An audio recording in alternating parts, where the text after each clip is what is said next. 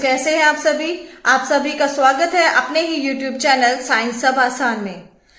आज के सेशन में हम डिस्कस करेंगे कुछ प्रीवियस ईयर क्वेश्चंस जो नीट एंड जे एग्जाम्स में आए हुए हैं from the chapter metals and non metal.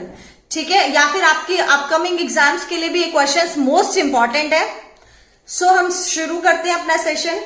First question is, जो एल्यूमिनियम होता है उसको यूज किया जाता है कुकिंग यूटेंसिल्स को बनाने में, उसकी कौन कौन सी ऐसी प्रॉपर्टीज होती हैं जो एल्यूमिनियम को रिस्पॉन्सिबल बनाती है for the same. First is good thermal conductivity, that means वो हीट को कंडक्ट कर सकता है। Good electrical conductivity, that means electricity conduct कर सकता है। डक्टिलिटी, दैट मीन्स वायर में कन्वर्ट किया जा सकता है। And high melting point. जो भी मैं क्वेश्चंस करा रही हूं क्लास में, आप प्लीज 1 सेकेंड का पॉज लीजिए एंड देन आंसर कीजिए। इसका आंसर होगा that is option number D, that is first and fourth. क्योंकि जो एल्यूमिनियम होता है उसकी थर्मल कंडक्टिविटी बहुत ज्यादा होती है एंड उसका मेल्टिंग पॉइंट भी बहुत ज्यादा होता है, इसीलिए एल्यूमिनियम मेटल का यूज किया जाता है कुकिंग यूटेंसिल्स को बनाने के लिए।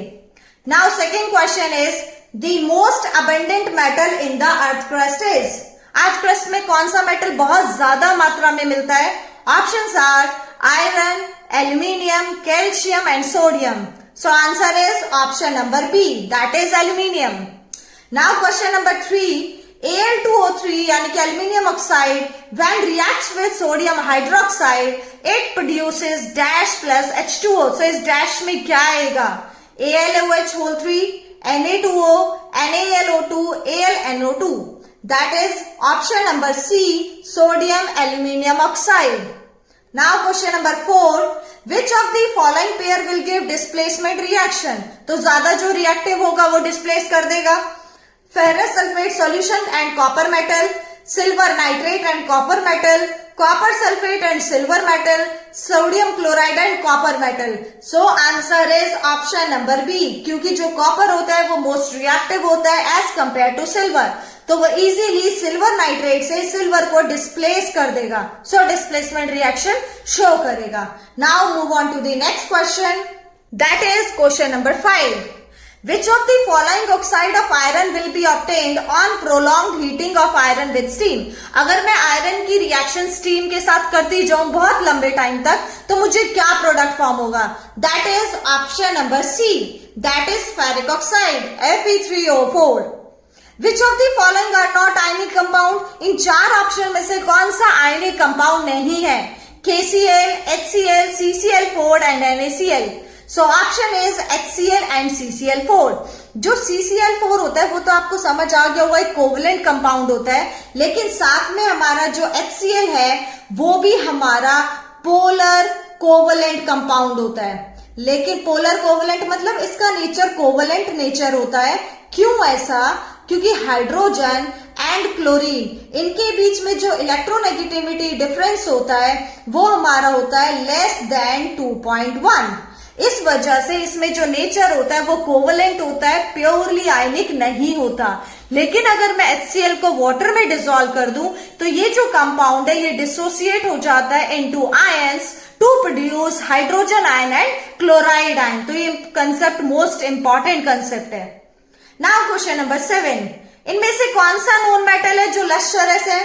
That is option number D, iodine. क्योंकि आयोडीन एक नॉन मेटल है फिर भी इसमें लश्चर होता है जो कि मेटल्स की प्रॉपर्टी होती है। Question number 8, example of an amphoteric oxide. कौन सा एम्फोटेरिक ऑक्साइड है इसमें से? That is option number C, aluminium oxide. Now question number 9, कौन सा ऐसा प्रोसेस होता है जिसके अंदर जो कार्बोनेट ओर होता है उसको हीट किया जाता है strongly in the absence of air और उसको कन्वर्ट किया जाता है इनटू मेटल ऑक्साइड? तो याद कीजिए, हमने प्रीवियस वीडियो में बहुत डिटेल से सारे टॉपिक्स को डिस्कस किया था। Answer is calcination. क्योंकि रोस्टिंग जो प्रोसेस होता है उसमें तो हम एयर की प्रेजेंस रखते हैं, है ना। रिडक्शन में भी एयर होता है, स्मेल्टिंग वाली प्रोसेस में भी एयर की रिक्वायरमेंट होती है। Now move on to the next question. Next question is question number 10, जो थर्माइट रिएक्शन होती है उसमें जो वेल्डिंग होता है वो किस किस का मिक्सचर होता है?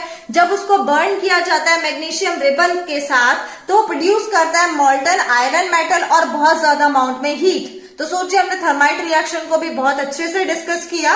Answer is iron 3 oxide and aluminium powder, that is option number A.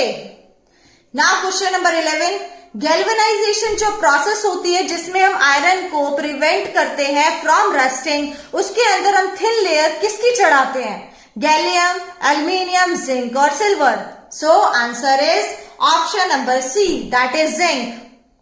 Now question 12, एक एलिमेंट एक्स है जो बहुत ज्यादा सॉफ्ट है, जिसको इजीली कट किया जा सकता है विद द नाइफ, एंड ये बहुत ज्यादा रिएक्टिव है टू एयर, उसको हम हवा में फ्रीली नहीं रख सकते। आपको आइडेंटिफाई करना है वो एलिमेंट कौन सा है, मैग्नीशियम, सोडियम, फास्फोरस या calcium. Answer is option number B, that is sodium. Now question number 13, amalgam is an alloy of, amalgam हमारा किसका अलॉय होता है? ये तो आप सबको याद होगा। अगर हमारे अलॉय में एक कंपोनेंट मरकरी हो तो उसका नाम हमारा क्या हो जाता है? Amalgam. So option number B is right. Now move on to the next question. Now question number 14, copper object loses their shine and forms green coating of, copper objects होते हैं वो अपनी शाइनिंग लूज कर देते हैं और green coating वो किसकी बनाते हैं? That is basic copper carbonate. अब देखिए यहाँ पे दो कंसेप्ट है, एक है हमारा कॉपर कार्बोनेट, एक होता है बेसिक कॉपर कार्बोनेट। दोनों में डिफरेंस होता है। कॉपर कार्बोनेट मतलब CuCO3 and basic copper carbonate मतलब Cu2 OH2 एंड CO3, मतलब उसके साथ OH भी ऐड हो गया है, इसीलिए उसका नेचर हमारा बेसिक हो गया है। Now next question is, bauxite is an ore of, bauxite हमारा किसका ओर होता है? It is an ore of aluminium. Next question, जो हमारे म्यूजिकल इंस्ट्रूमेंट्स होते हैं जैसे सितार, वायलिन और जो भी हमारी घंटी होती है, उसके अंदर जो मेटल यूज करते हैं उसकी कौन सी प्रॉपर्टी यूज होती है? दैट इज सोनोरस, क्योंकि वो साउंड प्रोड्यूस करते हैं।